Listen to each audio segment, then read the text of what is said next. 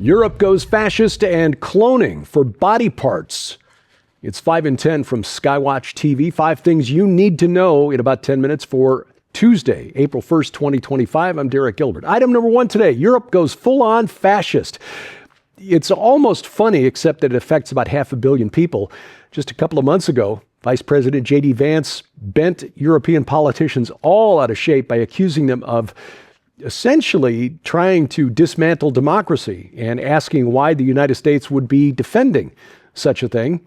They, of course, insist they are trying to preserve democracy, but they're doing it in a very odd way. For example, a judge has ruled that French politician Marine Le Pen is ineligible to run for office, along with 8 of her fellow colleagues from the National Rally Party, after they were found guilty of misappropriating European Union funds. This goes back to the time when they were serving as ministers in the European Parliament.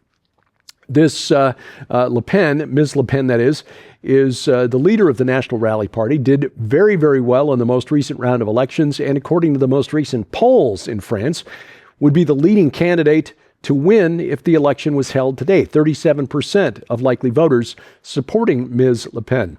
She's been sentenced to 4 years in prison with 2 years suspended and deemed ineligible to hold public office for the next 5 years, which of course would rule her out of the next presidential election. This news, again, comes as Le Pen is leading for the French presidential elections scheduled for 2027. I've not looked deeply into the charges. This goes back to the time when she served in the European Parliament between 2004 and 2016. Le Pen said before the trial that the matter is entirely political and that her opponents wish her political death. Other commentators expressing surprise not only at the verdict, but at the decision to exclude her from elections. But that was really the point, getting her out of the political process because her conservative party, her France First policies are a threat to the deep state, not just in France, but across Europe. The globalists who want Europe as one super state don't want politicians like Marine Le Pen or Hungary's Viktor Orban or the leading candidate in the upcoming presidential election in Romania, Călin Georgescu, who was picked up on his way to register as a candidate in Romania, later charged with attempting to overthrow the constitutional order and membership in a neo-fascist organization. The globalists in Europe, the left wing and the so-called moderates, think they're justified in doing this because they believe, they say, in that they are preserving, they are saving democracy from the likes of, the bad orange man in Washington, D.C., and their versions of it, like Marine Le Pen, Viktor Orban, and Georgescu in Romania. But the irony here is that they are the ones who are acting in the fascist way. The bottom line is that Europe is killing freedom in the name of saving it. Item number 4 today, bodyoids. This is a really bizarre term, bodyoids, that is being floated out there in a new op-ed, an opinion piece published at the MIT Technology Review. 20 years ago, 30 years ago, this was science fiction. And now it's being floated as an actual thing. You can see on the screen, the title of this op-ed should give you chills. Ethically sourced spare human bodies could revolutionize medicine. They are arguing for ethically sourced, their words, ethically sourced spare human bodies that could be used for medical experimentation. Hey, we can test out new medicines without having to do it on animals or on humans. They're just spare bodies. They're not real humans. And plus, they would provide a source of organ transplants, spare organs. How many people are waiting in line for organs and can't get to the top of the line? We could grow them in artificial wombs. It would be totally ethical. This is horrific. And yet MIT, not some science fiction magazine, the Massachusetts Institute of Technology, one of the most prestigious educational institutions on planet Earth, is arguing that this is ethical and that we should consider this because it would revolutionize medicine. The fallen realm, principalities, powers, cosmic rulers over this present darkness have been pushing for this for a long time. I remember back in 2006 when I was hosting a daily secular talk radio program here in Missouri, there was a constitutional amendment on the ballot here in the state of Missouri to make embryonic stem cell research legal and enshrining it in the state constitution. Embryonic stem cell research. That's another way of saying human cloning. And then killing those embryos to use for experimentation. I could do an hour just on that alone. But they are telling us that it's okay to essentially cannibalize human tissue in order to preserve our own physical lives. That's what's being argued here.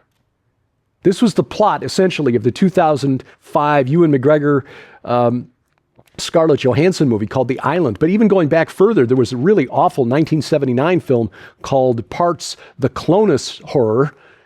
Not a good movie, but essentially, this is the plot. We grow spare humans in tanks, and then we harvest them. This should be rejected out of hand by any thinking human, regardless of your religious affiliation or belief. Item number 3 today.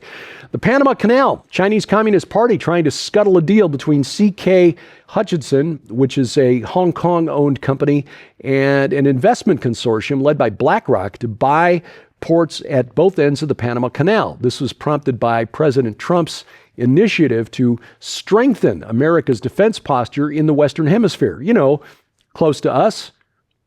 Well, the Chinese Communist Party is putting pressure on CK Hutchison to stop this, saying it's going to investigate Hutchison for antitrust violations.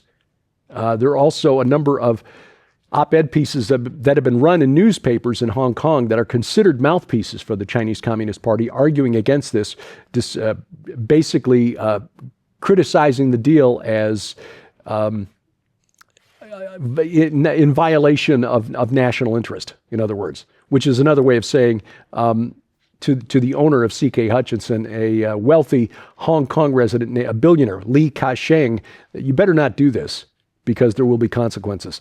The deal was supposed to be signed tomorrow, April 2nd, but according to reports, this is not going to take place now. The Chinese Communist Party not happy about this at all. More broadly, the CCP is expected to try to block Trump's initiatives to, again, strengthen our defensive position in the Americas from Canada to Panama and, yes, even to Greenland. Item number 2 today, Narnia goes woke.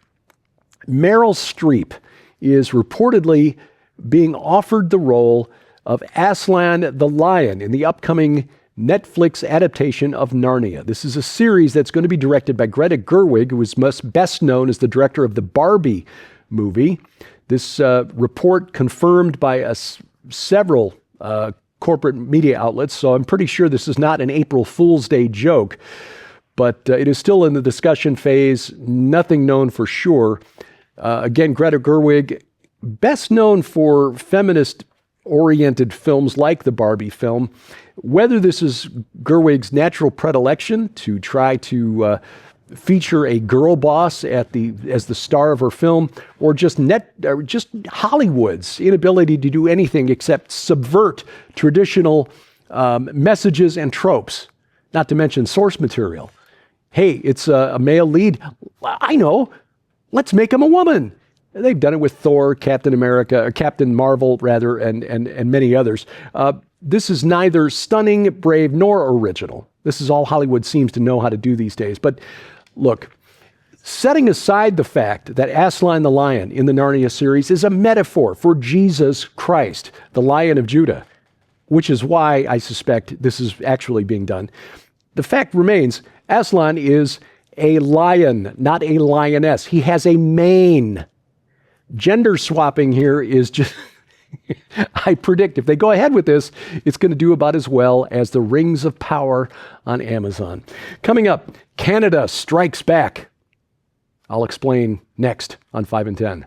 You can support the ministry of Skywatch TV and our continued efforts to share the gospel of Jesus Christ throughout the 4 corners of the world and receive your very own copy of this urgent new work when you order They Lied to You About the Rapture special offer. Not only does this incredible opportunity include Bishop Alan DiDio's new book, They Lied to You About the Rapture, How to Prepare for What's Coming, but it also includes the best-selling book, Antichrist and the Final Solution, the chronology of the future finally unveiled by the late Dr. Thomas Horn and Terry James. This incredible book details the rise of the Antichrist along with key biblical events, including the signing of a peace treaty with Israel, the construction of a third temple, and the unfolding of the seals, trumpets, and bowls from Revelation. This masterpiece also unveils the final solution, involving the return of the Nephilim giants, the battle of Armageddon, the truth about heaven, hell, and your destiny in the coming days. But that's not all. You'll also receive Terry James' best-selling book, Nearing Midnight, as it was in the days of Lot, that pinpoints all the biblical signs leading to the true countdown to humanity's end, and the blessed hope of Christ's imminent return. Sold separately, these items hold a retail value of $60. Yours now for your donation of only $45, which includes free shipping to all U.S. orders. You can scan the QR code on your screen using the camera app on your phone for instant access to this special opportunity. You can also visit us at skywatchtvstore.com or call 1-844-750-4985 and ask for They Lied to You About the Rapture special offer now. Item number one today. This reads like an April Fool's joke. Canada, the Canadian government, has published a list of retaliatory tariffs, items coming from the United States into Canada against which they will place retaliatory tariffs. Yes, President Trump has kicked over a frozen hornet's nest. Here is a partial list of some of the items that Canada will be placing tariffs on. I'm quoting now, and this is legit, reported by Canadian Broadcasting Corporation. Primate, camel, and manatee meat. Yes, manatee meat will now have a tariff on it. Emus and other birds, decoy birds, and explosive bird-scaring devices. Tuned handbells, church bells, and fitted cases for church bells. Veils, prayer shawls, burial shrouds, toilet seats, toilet sprays, and toilet brushes. False beards, eyebrows, eyelashes, and wigs. Bovine semen and the tubes, pipes, and hoses used for storing it. Rocket launchers, flamethrowers, and grenade launchers. Oh no, what will we do? Now, there are serious items on the list as well. It's like these were added because some low-level flunky inside the Canadian bureaucracy was tasked with coming up a minimum number of lines of items so they could show the Canadian people that they were taking a tough stand against President Trump. But I mean, come on. What will we do if we can't sell our metronomes, tuning forks, and pitch pipes into Russia? What will the Canadian barbershop quartets do? President Trump, have you no mercy? Think of the quartets. Won't someone please think of the quartets? This week on Skywatch TV, we are talking about the rapture. Alan DiDio, our new friend, with his new and provocatively titled book, They Lied to You About the Rapture. Watch the program right now, the main Skywatch TV program's broadcast schedule, posted at skywatchtv.com/channels. Now, you can also watch it on your schedule. That's the way to do it. Get the Skywatch TV channel added to Roku, Apple TV, Amazon Fire TV, also Google TV, Android TV. We're on all the smart TV platforms. Add the Skywatch TV channel. It's free. And like I said, we will be there on your schedule. YouTube.com/@Skywatch Television, Rumble.com/Skywatch TV. You can also watch it on your smartphone or tablet, whether you've got an iOS, Android, or Amazon Kindle Fire device. We've got an app for that, and we've got links to their app stores at skywatchtv.com/app. Follow 5 in 10 online. You'll find us at YouTube at 5 in 10. Please subscribe, share, click the bell for notifications, hit that like button. And on X, follow us there at 5_in_10. And thank you for watching as we keep watch. I'm Derek Gilbert. This is 5 in 10 from Skywatch TV.